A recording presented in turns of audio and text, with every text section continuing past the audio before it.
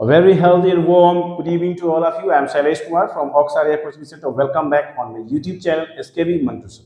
Dear viewers, Bihar examination board के लिए बेहतरीन कॉन्सेप्ट्स के साथ मैं हाजिर हूं और मैं आईएमपी नोट्स के सारे क्वेश्चंस को वन बाय वन करके डिस्कस करूंगा, जिसमें मैंने आज ऑब्जेक्टिव लिया है और मैंने पहला लेशन यानी कि रियल नंबर से मैंने क्वेश्चंस लिया है।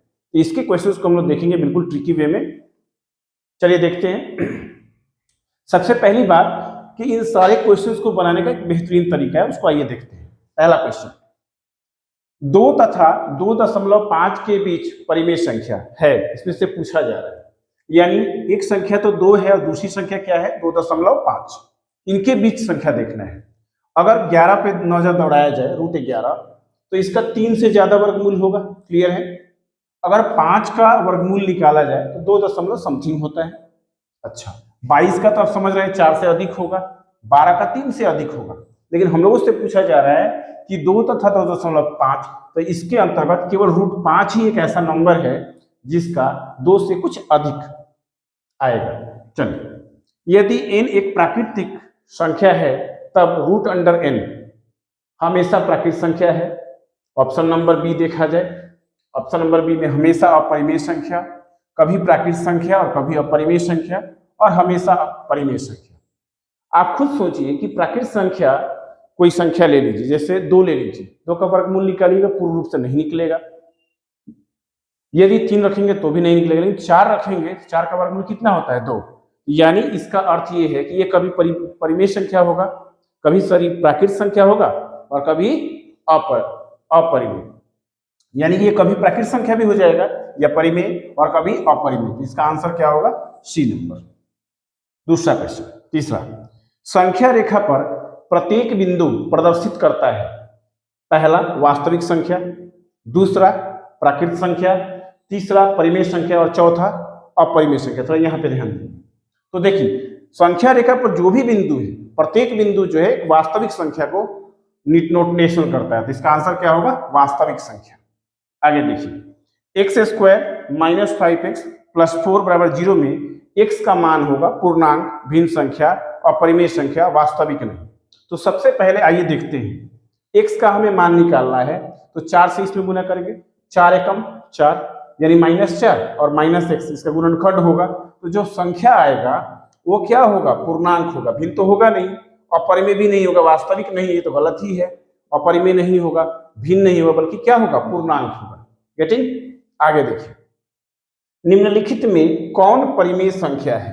आपसे पूछा गया है कौन परिमेय संख्या। √3 एक अपरिमेय संख्या है क्योंकि इसका वर्गमूल पूरी तरह से नहीं निकल पाता है। √5/5 कटाएंगे तो फिर √5 आ जाएगा नीचे, यानी ये भी परिमेय संख्या नहीं है। अब ये देखिए, ये कट जाएगा इसलिए 2 आएगा। 2 क्या है? परिमेय संख्या। इसका आंसर यही होगा, ध्यान दीजिए। 6 नंबर क्वेश्चन, 13 के पावर 0 गुने 16 के पावर 0, इसका वैल्यू क्या होगा? 1। 1 गुने 1 क्या होगा? 1 होगा। इसका आंसर क्या होगा बच्चों? 1। 0 नहीं होगा, क्योंकि देखिए किसी भी संख्या के पावर यदि a के पावर 0 लिखा जाए तो उसका वैल्यू 1 होता है, लेकिन 0 के पावर 0 लिखिएगा तो उसका वैल्यू 1 नहीं होता है। ये बात हम लोग को ध्यान में रखना है। गेटिंग? चलिए, 3.29 पे रेकरिंग है तो इसका आंसर होगा एक पूर्णांक, एक परिमेय संख्या, एक प्राकृतिक संख्या, एक अपरिमेय संख्या। पहला चीज, एक अपरिमेय संख्या तो नहीं होगा। क्या एक प्राकृतिक संख्या होगा? बिल्कुल नहीं। लेकिन एक पूर्णांक होगा? बिल्कुल नहीं। लेकिन एक परिमेय संख्या जरूर होगा।